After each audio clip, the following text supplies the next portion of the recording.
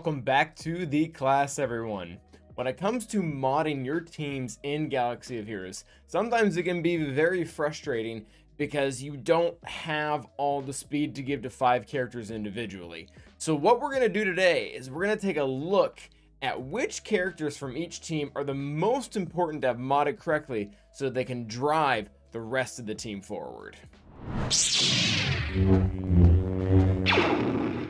So very similar to the title of the video, the whole goal here is to find out which characters are the turn meter engines. And what do I mean by that is what character specifically on the team kind of has it as their role or their job to make sure that not only themselves can take a lot of turns, but can make sure the rest of the team can also take a lot of turns. And this isn't meant to be an exhaustive list, so as always, feel free to tell me in the comments what other teams out there that you think are really important to understand which character on the team is doing that. Because again, while this isn't always going to be about speed mods, this is going to be about modding that one character specifically correctly so you can get the most bang for your buck from the team as a whole. So starting off is going to be a pretty obvious pick, but again, just so we can get the concept of what we're trying to do here, and that is Mara Jade, either on a Emperor Palpatine Empire team or on a Starkiller team with Emperor Palpatine as well.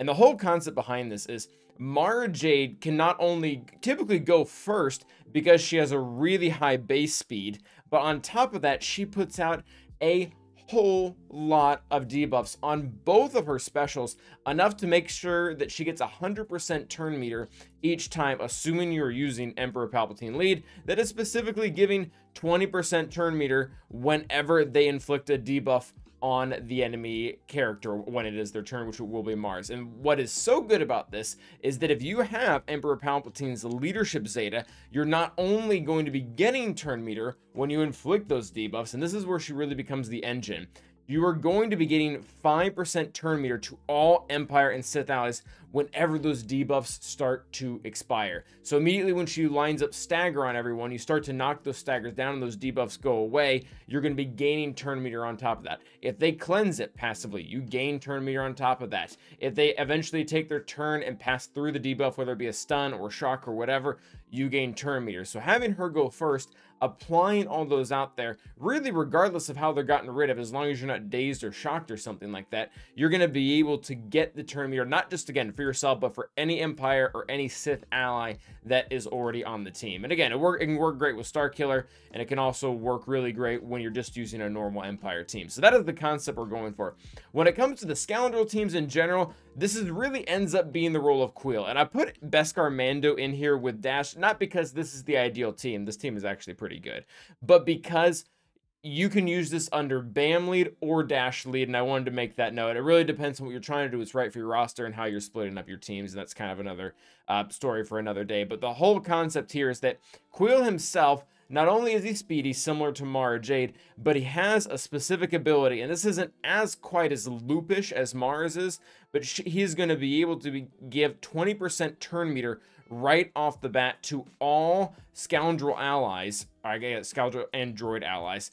And what that's going to do is going to set the rest of your team up for success, because both Dash and BAM lead, really however you cut it, are going to be giving your own team turn meter whenever you're doing damage to enemy team. It's a little bit different for the two of them, but it's essentially the same thing. For BAM, it's whenever an enemy takes damage, Scoundrel allies gain 2% turn meter. So when your team goes, if you use Kar and she uses an AoE, you're going to get turn meter from that because that's going to be 5 hits. If you use Canderous and he applies dots, when he hits, you'll gain turn meter. When the dots hit, you'll gain more turn meter. Dash, it's a very similar concept as well, where on his unique, he gives 2% turn meter whenever a prepared ally scores a critical hit against an enemy. Prepared allies gain 2% turn meter. So his lead allows everyone to be prepared. They don't lose it. Long story short, if Quill can get everyone to go right off the bat and they can start chaining hits, whether it just be damage or crits, the rest of the team will continue to get turn meter. And one of the really nice things about Quill when it comes to being the Dash lead, and BAM doesn't really offer this that much, is that they get 20 extra speed for being a support or hero ally. And when we go ahead and look at our good friend Quill here, he does just that. He's a support, so he gets 20 speed on top of whatever you have him modded for, as well as his base speed and everything that goes along with that. Quill is also just a pretty good character. He offers a lot of bonuses to his party along with the turn meter, but that really does end up giving him kind of the engine job, because the leaderships will help keep pulling that team forward. Next up is going to be Piet, and this really can be Moff Gideon. Again, this comes down to how you split up your teams. There's multiple ways to skin this cat. It just depends on what is right for your roster, but the main interaction we're looking for here is we want a character that's going to be able to go first and apply buffs. This is really kind of a cheat code when you're using Piet, because if he has Emperor's Trap Zeta, he is going to give all of the Empire team a locked buff whenever they take a turn, no matter what, or even assist out of a turn for that matter. And that is going to drive turn meter forward, because when we look at Veer's leadership, he gives, it's such a simple leadership and still so broken. They gain 10% turn meter whenever they gain a buff. So he's constant, whenever Piet's going, really when anyone's going on the team, they're constantly getting this locked buff of Emperor's Trap and spreading around more turn meter. And the reason why we like Piet to go first, there's actually two reasons. Number one, he is just naturally fast, similar to the other characters we're seeing, so it's easier to get his base speed up a lot higher. And then on top of that, he can also use Imperial Ambition, which this gets a guaranteed assist from a certain character, which we're going to be aiming for Dark specifically. That way, when anyone else goes, whether they call in a mass assist or range calls an assist, he will get to, whenever Piet assists, Dark has a guaranteed assist along with it. And what's really cool is sometimes you'll call in Dark through multiple ways. You'll call him through our intensified firepower. You'll call him in through maybe through a range assist from his unique, and maybe even again through this, because this has a chance to call two allies, one that has the mark on him, and then just one other random Empire ally, which can be the same character. You can do a whole lot of damage that way. So again, having Piet or Moff Gideon up in front, starting the things off, keeping that chain going, it will really help take the enemy team down. Next up is going to be Bad Batch. Similar concept again. The whole team is engineered around Echo, who has a very high base speed, and he has a very specific ability, and there isn't really a way to keep chaining this, but it's still nice to have him go first, is he's going to rip off all enemy buffs, which is, within itself, I guess, is pretty useful. But on top of that, he's going to he applies Daze. It's actually a really good ability. He applies Irresistible Daze. And then after all of that, he is going to give 5% turn meter for every single buff that he dispelled. And not every team has a lot of buffs out there, but it's very common to come across one that has, say, one pre-taunt and one character in stealth, and you're going to be giving 10% turn meter to the rest of the team, which Tech himself isn't the slowest character out there as well, and then he can stun everyone on top of that. Overall, it's just a very good combo of a team, but Echo has to be your turn meter driver to get everyone else to go with them. You don't have to have Hunter at some stupid 350 speed. He can be a lot slower, because by the time he goes, he's already gained turn meter, and if the enemy team already wants to take a turn, Tech already had them stunned in the first place. So it's a whole, again, very nice combo where you can focus on really good mods on Echo, on Piet, on whoever, and you can just keep driving the team forward. Next up is going to be something that might not be for my account, but for a lot of accounts out there that are trying to use First Order in any capacity. One of the really fun ones is Xylo. Xylo, different from some of the other characters we just looked at, is going to have the potential to give turn meter constantly because of how his whole kit worked. He can give the whole team, or whole First Order team, 25% turn meter doubled if they have advantage. So meaning 50% turn meter, which is a whole lot for the entire team. And what's even dirtier is he can reduce his cooldowns whenever he takes damage, and he applies dots to himself, which is damage, which this is going to happen every time because it's not 100% chance. But there's a lot of times where you can use the AoE, not actually take a hit from an enemy, just get the dots, and the very next turn, you already have all your cooldowns off, and you can just keep spamming this ability. And what is actually really cool is the AI will spam this ability too, meaning that you can, again, not get a full turn meter loop, but you can get something pretty close. And while you don't have to use Phasma lead, I'm just using her because typically Crew and Hux are off playing with SLKR, so it's a little bit different for me. Again, there's different ways to do this.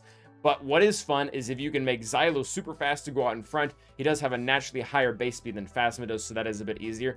And if you can have Phasma actually be the slowest on the team, and for her to come in and use Victory's March right after that, you get Xylo that goes, everyone else that goes, she goes. Now everyone is, you know, relatively low turn meter. She gives everyone 50% turn meter again and advantage. Xylo goes again, gives everyone 50% turn meter on top of that. And it's, yeah, it's very annoying for the enemy team to have to deal with that amount of turn meter constantly coming at them. And then the First Order team does just pretty good damage in general, especially if you have one of the two Omicrons. Although I will say, if you have the TW Omicron for Phasma, that doesn't really work because Phasma will always go first. It's very hard to get that to stop that from happening just because of how that ability works in nature. Next up is going to be Rex. Rex does not really fall into the same category as Xylo. He's very much similar to Quill in the sense that you just want him to go first because he has one singular ability that will pump up turn meter, and then you go from there. It is also nice just to have tenacity up in general up so that nobody can apply any debuffs, but mostly for the sake of the video, he's being the turn meter engine where you don't have to have a speed set on really any of the other characters. You can really start focusing on things like offense, defense, or more offense for the rest of your characters, because you know they're going to be able to get the jump on the enemy team just because Rex himself is going to be able to get them there through that turn meter gain. Again, a little bit of a not a team that I would use, but a lot of people have out there, and will eventually change a little bit here once Nisa starts to become more popular. And this one is actually a little surprising, and I don't even like calling him the turn meter engine because he's really not. But Poplu has the largest opportunity to start the turn meter train for the Ewok team, and the reason why, and this is actually really good kit design, he has 25% extra speed whenever he does not have a taunt, and he's not a pre-taunter, which means he starts with just a 25% speed bonus, and percent speed bonuses are ridiculous. We see on a lot of leads they'll have like plus 30 speed or something like that.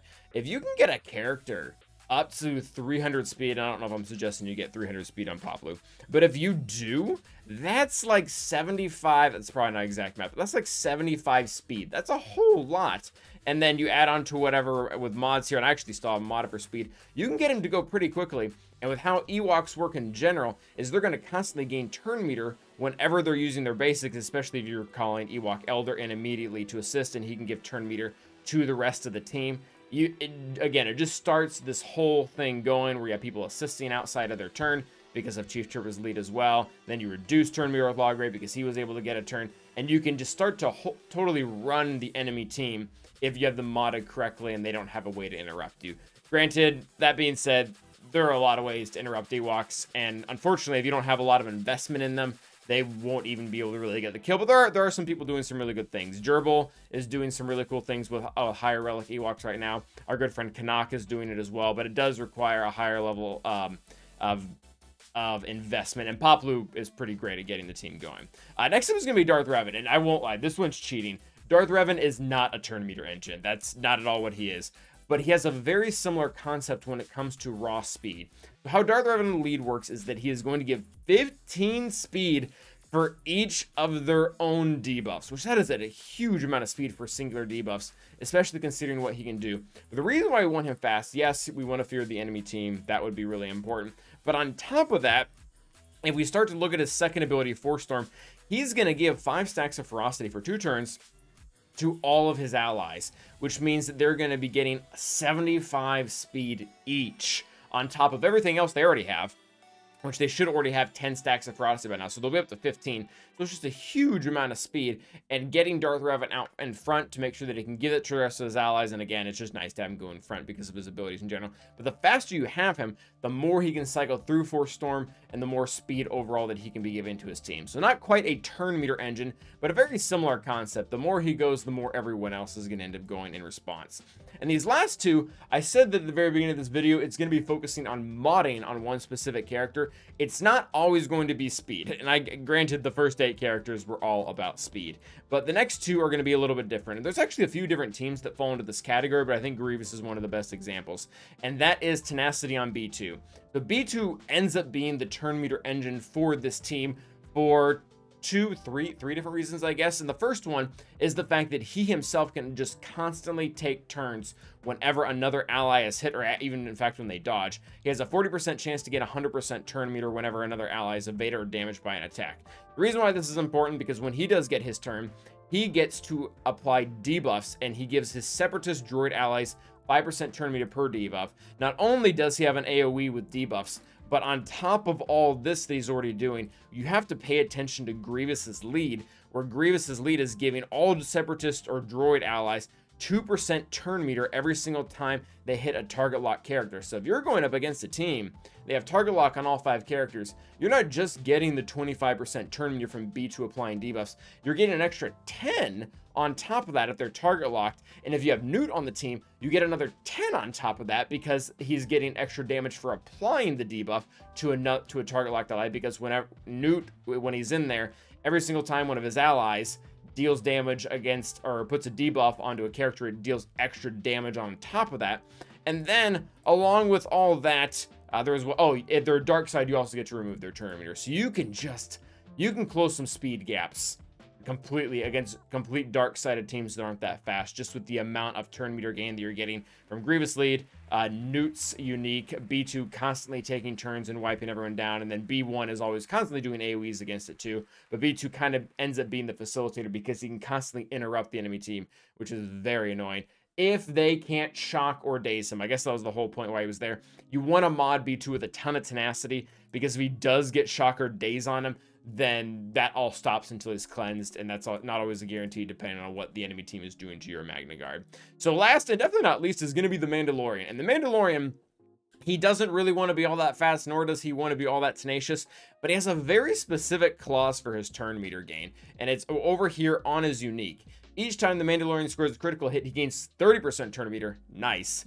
And other bounty hunter allies gain half that amount. This becomes really important because there's no stipulation in this ability that says it has to be on his own turn, which means anytime he's countering because Grief gave him retribution, the whole team gets turn meter. Anytime the boss or Grief calls him in to assist, they're also getting more turn meter. Anytime that he assists because Dengar hit a debuff ally or enemy after he already had contract, again, you just keep getting turn meter. But for this all to happen, you have to be consistently critting the enemy. And you might not have to go this crazy on crit chance. I really like to, just because crit avoidance is a thing and exists out there. But making sure that he's at a bare minimum 100% is really stinking nice, because at his first hit, before he gets critical chance up, you have the odds of not landing a crit, and then you don't get turn meter. It can ruin the whole synergy of the team to the point where you can't get your disintegrate on the very first turn that Mando takes, and you can't take out the key character like Dash or Bam, or recently we actually used it against a non-Ami Malicos. So a lot of potential with this team, but it all revolves on Mandalorian actually getting those crits in on enemy teams. And again, if they have any type of crit avoidance, you need the extra mind to kind of make up that gap. So that is going to be the video today. Again, this is not meant to be an exhaustive list, but let us know what other team out there really does need the speed or the tenacity or whatever to be able to get turn meter and or raw speed to the rest of their team. Until the next time, guys, stay awesome.